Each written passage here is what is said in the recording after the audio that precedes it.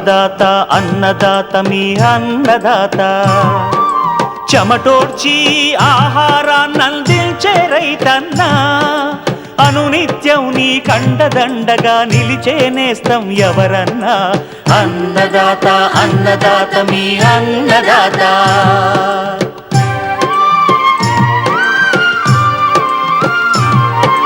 నూతన రీతుల సాగుబడికి నూరింతలు పెరిగే దిగుబడికి సూచనలిచ్చే సస్య రక్షణకు పశు పోషణకి శాస్త్ర విజ్ఞానం అందించి ముందుకు నడిపే తెలుగు రైతు భారతదేశానికి మకుటం అయ్యేలా తీర్చిదిద్దే ఆశయంతో మిమ్ము మేలు కొలిపేది అన్నదాత అన్నదాత అన్నదాత మీ అన్నదాత అన్నదాత అన్నదాత మీ అన్నదాత. అన్నదాత ప్రేక్షకులకు నమస్కారం. ఈనాటి ముఖ్యాంశాలు. వ్యవసాయంపై ఏడాది ఎల్నినో ఉంటుందంటున్న శాస్త్రవేత్తలు. ఎల్నినో ప్రభావం తగ్గించుకునే మార్గాలు. ఎండాకాలం డైరీ ఫారాల్లో తీసుకోవాల్సిన జాగ్రత్తలు. మొక్కజొన్న, స్వీట్ కార్న్, బేబీ కార్న్ కోతలు, అనంతర జాగ్రత్తలు. ఇంకా జై కిసాన్ వ్యవసాయ సమాచారం.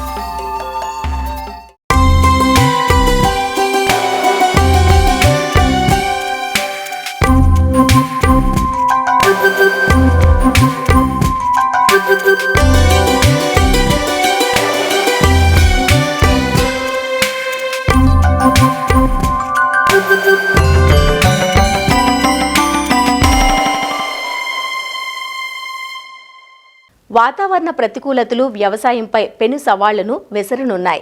ప్రస్తుతం తెలుగు రాష్ట్రాల్లో అధిక ఉష్ణోగ్రతలు నమోదవుతున్నాయి. అక్కడక్కడ అడపాదడపా చిరుజల్లులు కూడా పడుతూ ఉన్నాయి.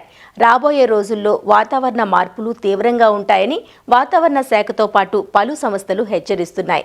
అలానే ఎల్నినో కూడా ఉండవచ్చునని నిపుణులు అంచనా వేస్తున్నారు. వర్షాభావ పరిస్థితులు, నీటి ఎద్దడి తదితర పరిస్థితులు ఎల్నినో లక్షణాలుగా శాస్త్రవేత్తలు చెబుతున్నారు. ఎల్నినో ప్రభావాన్ని దృష్టిలో ఉంచుకొని ఈ వేసవి నుంచి ముందు జాగ్రత్తలు తీసుకోవడం ఎంతైనా మేలు చేస్తుందంటూ సూచనలు అందిస్తున్నారు ఆచార్య ఎన్జీ రంగా వ్యవసాయ విశ్వవిద్యాలయం నంద్యాల ప్రాంతీయ వ్యవసాయ పరిశోధనా స్థానం సహ పరిశోధనా సంచాలకులు డాక్టర్ జాన్సన్. కాబట్టి ఈ సంవత్సరం మనకు ముఖ్యంగా ఎలినో ఏర్పడుతుంది అనేది అందరు వాతావరణ నిపుణులు అన్ని దేశాల నుంచి కూడా చెప్పడం జరిగింది, ఇంక్లూడింగ్ ఐఎండి వీళ్ళందరూ కూడా. సో దాన్ని దృష్టిలో ఉంచుకొని మనము ఇక రాబోయే సీజన్ ఖరీఫ్లో మనకు ముఖ్యంగా ఈ వాతావరణము ఎలా ఉంటుంది, ఎంత నీటి ఎద్దడి ఏర్పడుతుంది, లేక వర్షం ఎంత తక్కువ పడుతుంది అనేది మనం ఇంకా ఏప్రిల్ మే లోపల మనకు ఖచ్చితమైనటువంటి ఐఎండి ద్వారా వస్తుంది. అది వచ్చినప్పుడు కూడా మనం రైతులకు చెప్పనీకి అవకాశం. అయినప్పటికీ వీళ్ళందరూ చెప్తున్నారు కాబట్టి దురదృష్టితో మనం కూడా దీన్ని దృష్టిలో ఉంచుకొని రైతులందరూ కూడా ఎండాకాలం పడిన వర్షాన్ని అంతా సమృద్ధిగా చేసుకొని ఆ ఎండాకాలం పడినప్పుడు లోతు దుక్కులు బాగా చేసుకొని భూమిని బాగా దున్ని రెడీగా పెట్టుకోవాలి. ఎందుకు అనంటే మనకు జూన్ జూలైలో పడినటువంటి ఆ వర్షాన్ని ఈ భూమిలోనే ఇంకిపోయి చేసినప్పుడు నీటి తంపు ఎక్కువగా ఉంటుంది. ఉత్తరోత్తర వచ్చే బెట్ట పరిస్థితులు తట్టుకోనికి అవకాశం ఉంటుంది. అది ఒకటి రైతాంగం ఏం భయపడాల్సిన అవసరం లేదు. కాదంటే కొన్ని మెలకువలు, కొన్ని జాగ్రత్తలు మనం ముందుగా చేపట్టినాము అని అంటే పంటను సంరక్షించుకోనికి అవకాశం ఉంటుంది, నీటిని సంరక్షించుకోనికి అవకాశం ఉంటుంది. మనకు వచ్చే పురుగు తెగుళ్ళను వాటిని సమర్థవంతంగా మనం ఎదుర్కొని పంట దిగుబడులు తీసుకోనికి అవకాశం ఉంటుంది. రెండవది ఏ పంటలు ఏ సమయాల్లో వేయాలి అని వేసుకుంటే మనకు ఆదాయం కూడా వస్తుంది అనేది మనకున్న ఎలినో ఎఫెక్ట్ను బట్టి మనం శాస్త్రవేత్తలుగా మేము కూడా ఫోర్కాస్ట్ చేయడం జరుగుతుంది. ఈ ప్రాంతానికి ఈ ఒక వర్షపాతం ఇలా ఉంటుంది కాబట్టి మీరు ఈ పంటలు వేసుకుంటే మీకు బాగుంటుంది, లాభదాయకంగా ఉంటుంది, నీటి ఎద్దడిని తట్టుకుంటుంది, లేక తక్కువ నీటితో మనం ఎక్కువ పంటను తీసుకోనికి అవకాశం ఉంటుందని ఫోర్కాస్ట్ కూడా మేము చెప్పడానికి అవకాశం ఉంటుంది. అటు సూటబుల్ అడ్వైజరీస్ ఇవన్నీ కూడా ఇస్తాం. మొదటి దశలో వచ్చే నీటి ఎద్దడి అయితేనేమి, పంట మధ్యకాలంలో వచ్చే నీటి ఎద్దడి అయితేనేమి, చివరన వచ్చే నీటి ఎద్దడి అయితేనేమి పంటకు వాటన్నిటిని ఎలా ఎదుర్కోవాలనేది సమయానుకూలంగా మేము అందరికీ బులెటిన్ రూపంలో ఫోర్కాస్ట్ చేయడం జరుగుతుంది. దానికి కావాల్సిన మెజర్స్ ఇవన్నీ కూడా ఇస్తాము. రెండోది పచ్చి రొట్టె ఎరువులను కూడా వేసుకున్నప్పుడు ఏమవుతుందంటే పచ్చి రొట్టె ఎరువులను వేసి మనం భూమిలో కలయి దున్నినప్పుడు అది నత్రజని స్థిరీకరించేదిగా ఉంటుంది. తర్వాత నీటి తంపును కలిగి ఉండేదిగా ఉంటుంది. పొలం దున్నేది ఇవన్నీ వాళ్ళకు అడ్డంగా దున్నుకున్నప్పుడు పడిన వర్షం కానీ ఏదైనా బెట్ట పరిస్థితులు వచ్చినప్పుడు కానీ మందు పిచికారు చేసినప్పుడు కానీ వీటన్నిటి నుంచి కూడా వృధాగా పోకుండా మనకు ఆ పంటల్లో అవన్నీ ఆ భూమిలోకి ఇంకి భూసారాన్ని పెంచి మొక్కకు ఆహారాన్ని అందిస్తాయి. కాబట్టి మనకు దిగుబడి ఎక్కువగా తీసుకోనికి అవకాశం ఉంటుంది. సో అంతేగాక PMDS అనేది ప్రీ మాన్సూన్ సోయింగ్స్ అని కూడా మనం అంటారు. కాబట్టి దీన్ని ఏం చేస్తామంటే మనము విత్తనాలకి అన్ని కోటింగ్ చేసి మనం ముందుగానే విత్తనాలు భూమిలో వేసినప్పుడు ఈ పచ్చి రొట్టె ఎరువులు ఇవన్నీ ముందుగానే వేసినప్పుడు ఆ తర్వాత ఉత్తరత్త వచ్చే వర్షాలకు అవన్నీ కూడా జర్మినేట్ అయి ఉంటాయి. కాబట్టి వాటిని మనం భూమిలోకి దున్నుకోవచ్చు. లేదు మంచి వర్షాలు పడినప్పుడు ఆ పంటను తీసుకోవచ్చు. నీటి ఎద్దడి వచ్చిందంటే భూమిలోకి దున్నేసేసుకున్నామంటే కానీ పచ్చి రొట్టెగా ఉంటుంది. భూమిలో ఉన్న సూక్ష్మ జీవుల సంఖ్య పెరుగుతుంది. తద్వారా మొక్కకు అందాల్సినటువంటి పోషకాలు అన్నీ కూడా అందే రూపంలోకి ఉంటాయి. కాబట్టి రైతాంగం వీటన్నిటిని దృష్టిలో ఉంచుకోండి, అవగాహన కలిగి ఉండండి. భయపడాల్సినంత అవసరం లేదు. కాదంటే ముందు జాగ్రత్తగా మనం ఎలాంటి చర్యలు చేపట్టాలి, ముందు జాగ్రత్తగా ఏ పంటలు వేసుకోవాలి, ముందు జాగ్రత్తగా మనము అలాంటి నీటి ఎద్దడి పరిస్థితి వచ్చినప్పుడు ఎలాంటి మందులు పిచికారీ చేసి ఆ పంటను సంరక్షించుకోవాలని మనం తెలుసుకొని అవగాహన కలిగి ఉంటే మనము ధైర్యంగా మంచి పంటను వేసి అధిక దిగుబడి తీసుకోనికి అవకాశం ఉంటుంది. కాబట్టి రైతు సోదరులు వీటన్నిటిని గమనించి తగు చర్యలు చేపట్టి మంచి లాభాలు పొందాలని కోరుతున్నాము.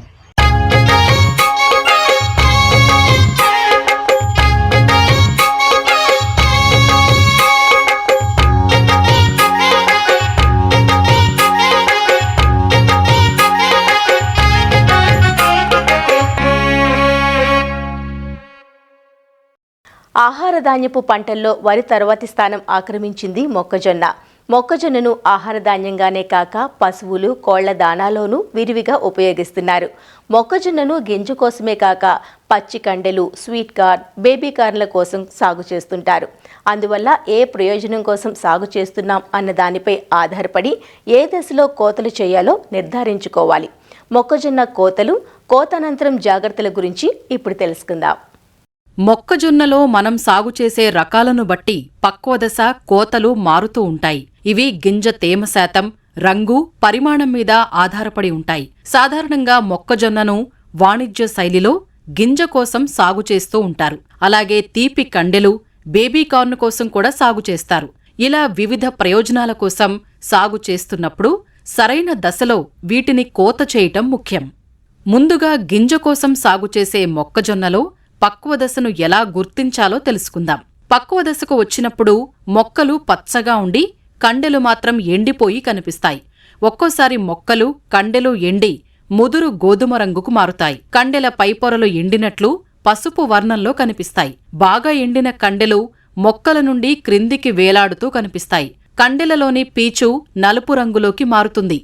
కండెలలోని గింజలను వేలి గోరుతో నొక్కినప్పుడు గట్టిగా ఉండి నొక్కులు ఏర్పడవు. కండెలోని గింజలను వేరుచేసి వాటి అడుగు భాగంలో చూసినప్పుడు కొన్ని రకాలలో నల్లని చారలను గమనించవచ్చు. కోసిన కండెల గింజల్లో తేమ శాతం 25-30 ఉంటుంది. కాబట్టి తేమ 12-15% తగ్గే వరకు కండెలను వారం రోజుల పాటు సూర్యరశ్మిలో టార్పాలిన్ల పైన ఎండబెట్టాలి. తరువాత కండెలను నూర్పిడి చేయటానికి నూర్పిడి యంత్రాలను ఉపయోగించవచ్చు. నూర్పిడి తరువాత గింజల్లో తేమ శాతం 9-10 ఉండేటట్లు 2-3 రోజులు బాగా ఆరబెట్టాలి. ఈ విత్తనాలను గోనె సంచుల్లో లేదా పాలిథీన్ సంచుల్లో భద్రపరిచి చల్లని, తక్కువ తేమ ఉండే ప్రాంతంలో నిల్వ చేయాలి. నిల్వలో గింజలకు తేమ తగలకుండా, ఎలుకలు, క్రిమి కీటకాలు వంటివి ఆశించకుండా ఎప్పటికప్పుడు గమనించుకుని జాగ్రత్తలు తీసుకోవాలి. కంకులను నూర్పిడి చేయటానికి ట్రాక్టరుతో నడిచే నూర్పిడి యంత్రాలను లేదా కరెంటుతో నడిచే నూర్పిడి యంత్రాలను ఉపయోగించవచ్చు. ఇవే కాకుండా కోత, నూర్పిడి ఒకేసారి చేసే కంబైన్డ్ హార్వెస్టర్లు కూడా రైతులకు అందుబాటులోకొచ్చాయి. వీటిని ఉపయోగించటం వల్ల సమయం, కూలీ ఖర్చులను ఆదా చేయవచ్చు. కోత, నూర్పిడి చేసిన తరువాత మంచి గింజలను పాడైపోయిన గింజలను వేరు చేయాలి. దీనినే గ్రేడింగ్ అంటారు. గ్రేడింగ్ చేసిన తరువాత నిల్వ, రవాణా చేసుకోవాలి. అదే తీపి మొక్కజొన్నలో అయితే పరపరాగ సంపర్కం జరిగిన 3 వారాల తరువాత గింజలు చాలా తియ్యగా ఉంటాయి. పక్వ దశకు వచ్చినప్పుడు పీచు కొంచెం ఎండుతుంది. కండె పరిమాణం, కండెపైన బిగుతుగా ఉన్న ఆకుపచ్చని పొట్టుబట్టి కోతకు సరైన సమయమని గుర్తించవచ్చు. పక్వతకు వచ్చినప్పుడు గింజలు మెరుస్తూ బాగా పెరిగి గిల్లి చూస్తే పాలు కారుతాయి. చక్కెర శాతం గింజ పాలు పోసుకునే దశ నుంచి 10 రోజుల వరకు స్థిరపడి తరువాత క్రమంగా తగ్గుతుంది. కాబట్టి రైతాంగం ఈ 10 రోజులలో నాణ్యతతో కూడిన కండెలను ఒకేసారి కాకుండా దఫాలుగా కోసి మార్కెట్టు చేసుకోగలిగితే మంచి రాబడి పొందవచ్చు. అలానే తీపి మొక్కజొన్నను దఫాలుగా విత్తుకోవటం వల్ల పంట ఒకేసారి కోతకు రాకుండా ఎక్కువ రోజుల పాటు మార్కెట్టు చేసుకునే అవకాశం ఉంటుంది. స్వీట్ కార్న్ కోతలు ఆలస్యం చేస్తే గింజలో తీపిదనం తగ్గుతుంది. అందుకే కండలను కోసిన వెంటనే 1-2 రోజుల్లోపు వినియోగించుకోవాలి. తీపి మొక్కజొన్నను కోసిన వెంటనే పొలం నుంచి షెడ్డుకు తరలించి చెక్క పెట్టెల్లో లేదా అట్టపెట్టెల్లో పెట్టి చల్లని ప్రదేశంలో 0 నుంచి 4 డిగ్రీల సెంటీగ్రేడ్ దగ్గర నిల్వ చేయాలి. కండెలను పాలిథీన్ సంచుల్లో పెట్టి మార్కెట్లో అమ్మవచ్చు. అత్యధిక చక్కెర శాతం 27 డిగ్రీల సెంటీగ్రేడ్ దగ్గర 2 రోజులు, 16 డిగ్రీల సెంటీగ్రేడ్ దగ్గర 5 రోజులు ఉంటుంది. ఇక బేబీకార్న్ విషయానికి వస్తే బేబీకార్న్ కండెలను 40 నుంచి 45 రోజులప్పుడు కండెలు 8 నుంచి 10 సెంటీమీటర్ల పొడవు ఉండి బంగారు రంగు వచ్చి పీచు 2 నుంచి 3 సెంటీమీటర్లు బయటకు వచ్చినప్పుడు, అంటే పీచు వచ్చిన 1 నుంచి 3 రోజులకు కోత చేయాలి. కోత ఆలస్యం చేసినట్లయితే కండెలు 1 రోజులోనే గట్టిపడి కండెలలో పలు రసాయనిక మార్పులు, విత్తనాల అంకురార్పణ జరిగి బేబీకార్న్గా ఉపయోగించటానికి పనికిరావు. ఉదయం లేదా సాయంత్రం వేళల్లో వేడి తక్కువగా ఉన్నప్పుడు కోత చేస్తే కండెల నాణ్యత బాగుంటుంది. ముందుగా మొక్కల్లో పైనున్న బేబీకార్న్ కోసి తరువాత రోజు క్రిందవి కొయ్యాలి. వేసుకునే రకాన్ని బట్టి మొత్తం 7 నుంచి 8 కోతల వరకు తీసుకోవచ్చు. బేబీకార్న్ కండెలను సైజువారీగా వేరుచేసి ప్యాకింగ్ చేసుకోవాలి. వీటిని 10 డిగ్రీల సెంటీగ్రేడ్ వద్ద 3 నుంచి 4 రోజుల వరకు నిల్వ చేసుకోవచ్చు. ఒలిచిన కండెలు 6 నుంచి 11 సెంటీమీటర్ల పొడవు, 1 నుంచి 1.5 సెంటీమీటర్ల మందంతో ఉన్నప్పుడు మంచి ధర పొందవచ్చు. బేబీకార్న్ కండెల నుంచి తీసివేసిన పై పొరను, కోత కోసిన మొక్కలను పచ్చిమేతగా ఉపయోగించుకుని అదనపు ఆదాయాన్ని పొందవచ్చు. మొక్కజొన్న గింజలను, తీపి కండెలను, బేబీకార్ను రవాణా, నిల్వ చేయటానికి జనపనారతో చేసిన గోనె సంచులను, చెక్క పెట్టెలను లేదా అట్టపెట్టెలను వాడుతారు. ఇవి గింజల నుండి తేమ తగ్గకుండా కాపాడుతాయి. ఇవే కాకుండా పాలిథీన్ సంచులను, హెచ్డిపిఈ సంచులను కూడా వాడవచ్చు. గింజ కోసం సాగు చేసే మొక్కజొన్నను నియంత్రిత వాతావరణంలో నాణ్యత తగ్గకుండా 2 నుంచి 3 సంవత్సరాల వరకు నిల్వ చేయవచ్చు. అదే స్వీట్ కార్న్ను, బేబీకార్న్ను చల్లని ప్రదేశంలో నిల్వ చేసి విక్రయించుకోవచ్చు. ఈ విధంగా మొక్కజొన్న, స్వీట్ కార్న్, బేబీకార్న్ కోతల్లో జాగ్రత్తలు పాటిస్తే మంచి లాభాలు పొందే అవకాశం ఉంటుంది.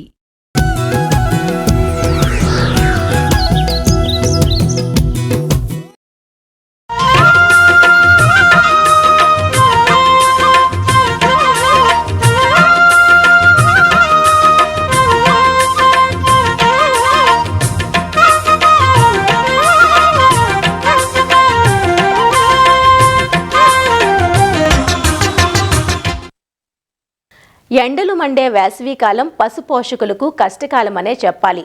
ఇప్పటికే 35 డిగ్రీలు దాటిన ఉష్ణోగ్రతలు ఇంకా పెరిగే అవకాశం ఉంది. కాబట్టి పశువులు వడదెబ్బకు గురికాకుండా ముందు జాగ్రత్తలు తీసుకోవాలి.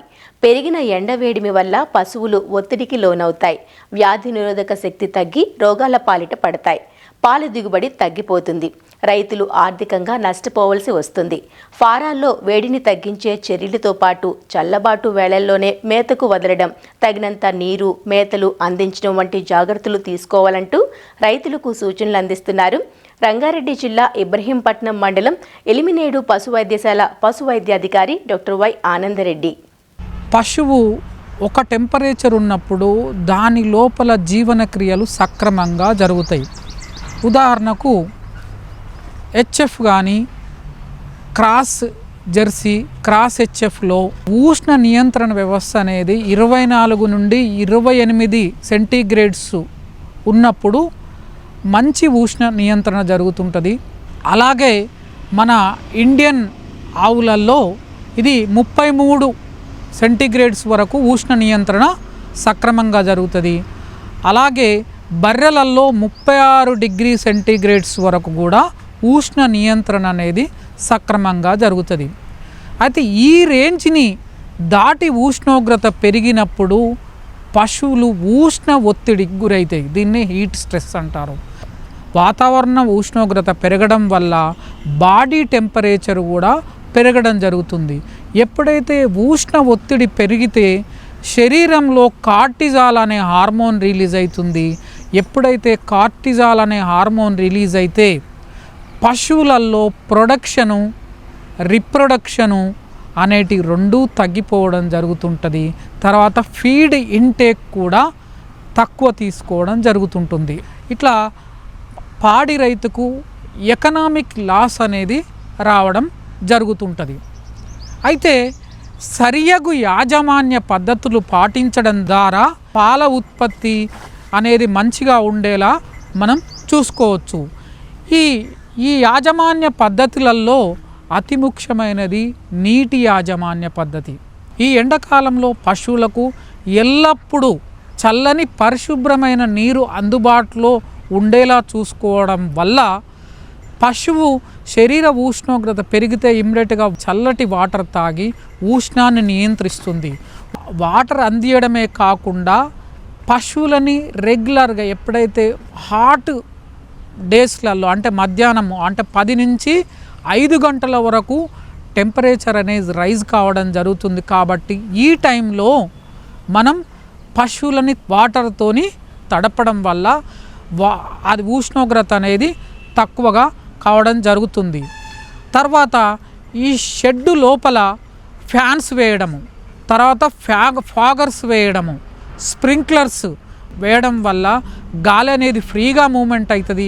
వీటితో పాటు తడపడం ద్వారా ఈ తడిపిన వాటరు ఈ గాలికి ఎవాపరేట్ కావడం వల్ల ఉష్ణోగ్రత అనేది కంట్రోల్లోకి వస్తుంది.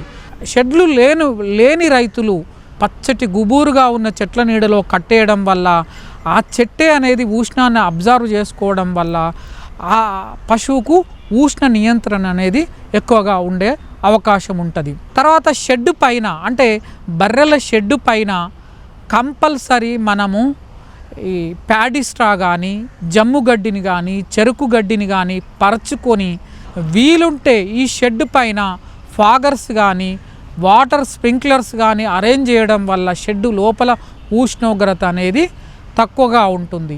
అలాగే ఈ బర్రెల శరీరం నలుపుగా ఉంటుంది కాబట్టి ఈ నలుపుగా ఉన్న పశువులు ఎక్కువ ఉష్ణాన్ని పీల్చుకుంటాయి కాబట్టి ఉష్ణోగ్రత పెరిగే అవకాశం తొందరగా ఉంటుంది. కాబట్టి వీలుంటే పక్కన చెరువులు, కుంటలు ఉంటే వాటిల్లో కూడా ఈ వాల్యూయింగ్ చేయడం వల్ల బర్రెలలో ఉష్ణాన్ని నియంత్రించడం జరుగుతుంది. తర్వాత పశువులకు ఫీడ్ మేనేజ్మెంట్ చేయడం వల్ల కూడా వేసవి కాలంలో కరెక్ట్ యాజమాన్య పద్ధతి పాటించడం చేయొచ్చు. ఉదాహరణకు పచ్చిగడ్డి ఎక్కువ తినడం వల్ల పశువు శరీర ఉష్ణోగ్రత అనేది ఎండాకాలం తక్కువగా అవుతుంది. అలాగే ఎండుగడ్డిని కొద్దిగా తగ్గించాలి. అందుకే ఎండాకాలంలో పచ్చిగడ్డిని విరివిగా పెంచాలి. అలాగే హే తయారు చేయడం వల్ల అంటే ప్రోటీన్ మంచిగా ఉండే ల్యూసర్ని హే ఇట్లాంటివి కూడా వేసుకోవడం వల్ల ప్రోటీన్ సోర్స్ కూడా మంచి సోర్సు ఇవ్వడం వల్ల ప్రొడక్షన్ కూడా పెరగడం జరుగుతుంది. తర్వాత కాన్సన్ట్రేట్ ఫీడ్స్లలో వేరుశనగ చెక్క, తర్వాత సోయాబీన్, తర్వాత తౌడు, తర్వాత కందిచున్ని ఇవి కలిపించుకోవడము, వీటిలలో తగినంత ప్రమాణంలో విటమిన్సు, మినరల్స్ ఇవ్వడం వల్ల ఈ ఎండాకాలంలో స్ట్రెస్ వల్ల లాస్ అయ్యే అంటే ప్యాంటింగ్ వల్ల లాస్ అయ్యే ఎలక్ట్రోలైట్స్ ఇట్లాంటివి కూడా రిక్యూప్ చేయడం అనేది జరుగుతుంది. పశువులలో ఈ ఎలక్ట్రోలైట్స్ లాస్ అవుతుంది కాబట్టి వాటర్లో విటమిన్ సి ఉన్న ఎలక్ట్రాల్ పౌడర్ కలుపుకోవడం వల్ల ఈ లాస్ అయ్యే ఎలక్ట్రోలైట్స్ లాస్ కాకుండా చూసుకోవడము, తర్వాత స్ట్రెస్ని ఎందుకంటే vitamin C, vitamin E, B complex ఇట్లాంటివి యాంటీ ఆక్సిడెంట్ ప్రాపర్టీస్ ఉంటాయి కాబట్టి స్ట్రెస్ను తగ్గించుకోవడం జరుగుతుంది. అలాగే షెడ్ సైడ్స్లలో గన్నీ బ్యాగులు వేసి వీటికి తడుపుకోవడం వల్ల షెడ్ లోపలి వాతావరణం కూడా చల్లగా ఉండడం జరుగుతుంది. తర్వాత ఈ ఎండాకాలంలో ఇమ్యూనో సప్రెషన్ అంటే ఇమ్యూనిటీ తగ్గిపోవడం జరుగుతుంది పశువులకు, కాబట్టి రోగాలు కూడా వచ్చే అవకాశం ఎక్కువగా ఉంటుంది. సమ్మర్ మ్యాస్టైటిస్, పొదుగువాపు వచ్చే అవకాశం ఉంటుంది. కాబట్టి మనం ఈ వ్యాక్సినేషన్ ఎండాకాలం ముందే కరెక్ట్ పరిమాణంలో కరెక్ట్ టైంలో అన్ని వ్యాక్సిన్స్ వేసుకోవడం వల్ల ఈ ఎండాకాలంలో ఈ రోగాలు వస్తే ఎక్కువగా నష్టం జరుగుతుంది. కాబట్టి ఈ డిసీజ్ ప్రివెన్షన్ అనేది వ్యాక్సినేషన్ రూపంలో ముందుగానే వేసుకోవడం వల్ల ఎండాకాలంలో రోగాలు జయించుకోవచ్చు. తర్వాత ఈ కింద ఫ్లోరు చాలా క్లీన్గా ఉంచుకోవడం వల్ల, తర్వాత టీట్ డిప్పింగ్ చేయడం వల్ల ఈ సమ్మర్ మ్యాస్టైటిస్ను కూడా మనం కంట్రోల్ చేయడం జరుగుతుంది. తర్వాత ఎండాకాలంలో ఈ ఫీడింగ్ అనేది ఎర్లీ మార్నింగ్ తర్వాత ఈవినింగ్ మాత్రమే చేయాలి. అది కూడా మల్టిపుల్ టైమ్స్ ఫీడింగ్ ఇవ్వడం వల్ల అంటే ప్రొడక్షన్ అనేది ఇంప్రూవ్ అవుతుంది. ఈ ఎండాకాలంలో 10 నుండి 4 గంటల వరకు ఫీడింగ్ ఇవ్వకపోవడం మంచిది. ఎందుకంటే ఈ టైంలో మనం ఫీడ్ ఇస్తే శరీరంలో ఆ డైజెషన్ ప్రాసెస్లో ఉష్ణోగ్రత పెరిగే అవకాశం ఉంటుంది. కాబట్టి ఎర్లీ మార్నింగ్, ఈవినింగ్ మాత్రమే ఫీడింగ్, అది కూడా మల్టిపుల్ టైమ్స్ ఇవ్వడం వల్ల ప్రొడక్షన్ అనేది తక్కువ కాకుండా చూసుకోవచ్చు. తర్వాత మేతకు కూడా పశువులని మార్నింగ్ తర్వాత ఈవినింగ్ లేకపోతే నైట్ మేపడం, ఈ గ్రేజింగ్లో మేపడం అనేది అత్యంత ఇంపార్టెంట్. ఇలాంటి యాజమాన్య పద్ధతులు కాపాడుకోవడం వల్ల ఎండాకాలంలో పశువులను సక్సెస్ఫుల్గా ప్రొడక్షన్లోకి తేవచ్చు, తర్వాత హీట్లోకి తెప్పించి కట్టిపియవచ్చు.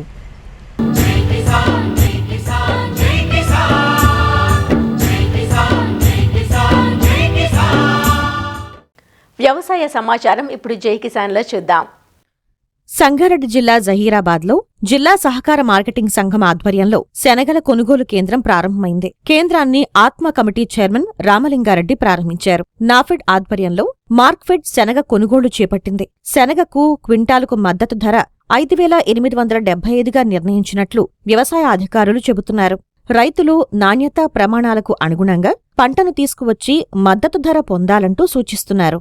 సంగారెడ్డి జిల్లాలో జైరాబాద్ ప్రాంతంలో అధిక విస్తీర్ణంలో శనగలు సాగు అవుతున్నాయి. కాబట్టి మన డివిజన్లోనే జైరాబాద్ DCMS తర్వాత జరాసంఘం PSA సెంటర్ కూడా 2 సెంటర్లు కొనుగోలు కేంద్రంలో ఇవ్వడం జరిగింది. మద్దతు ధరగా 5,875 రూపాయలు రైతులకు క్వింటాల్కు లభిస్తుంది. యావరేజ్గా ఒక్కొక్క రైతు నుంచి 7.13 క్వింటాళ్ళు ప్రతి ఎకరాకు తీసుకోవడం జరుగుతుంది.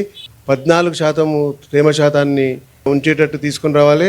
నాణ్యత ప్రమాణాలు పాటించి తీసుకొస్తే మద్దతు ధర ఇచ్చి కొనుగోలు చేయడం జరుగుతుంది. రైతు కాంటాక్ట్ చేసిన తర్వాత 72 గంటలలో రైతు ఖాతాలలో డబ్బులు జమ చేసే పద్ధతి ఇది పాటించడం జరుగుతుంది.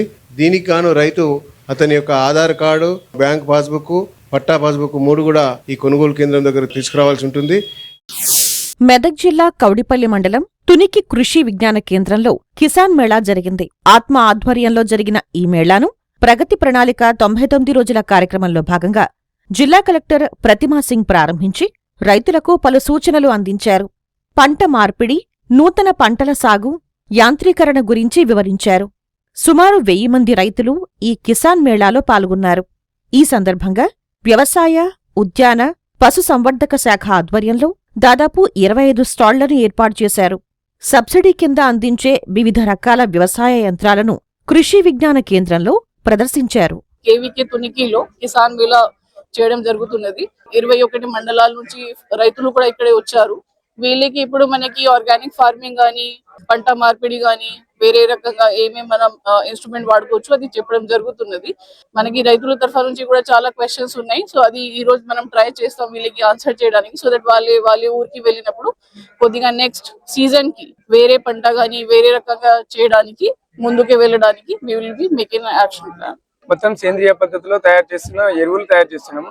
మా దగ్గర వచ్చేసి వర్మి కంపోస్ట్, వేపపిండి, కానుగ, ఆవాలు, ఆముదము, సీతఫలు ఇలాంటి 8 రకాల ఎరువులు తయారు చేస్తున్నాము. అదే విధంగా స్ప్రేలు, నీమ్ ఆయిల్ గానీ, వర్మి వాష్ గానీ, జీవామృతం గానీ, ఆముదం నూనె, ఆవాల నూనె, ఇట్లా అన్ని రకాల ఎరువులు మేము తయారు చేసి రైతులకు కావాల్సిన మోతాదులో సప్లై చేస్తున్నాం. ఎక్కడి వరకైనా మేము సప్లై చేయడానికి రెడీగా ఉంటాము. మరిన్ని విభిన్న అంశాలతో రేపటి అన్నదాతలో మళ్ళీ కలుసుకుందాం. నమస్కారం. అన్నదాతలు తమ సందేహాలు, సమస్యలను 1800-425-4085 టోల్ ఫ్రీ నంబర్లో ఉదయం 10 నుంచి 11 గంటల మధ్య పని దినాలలో సంప్రదించగలరు.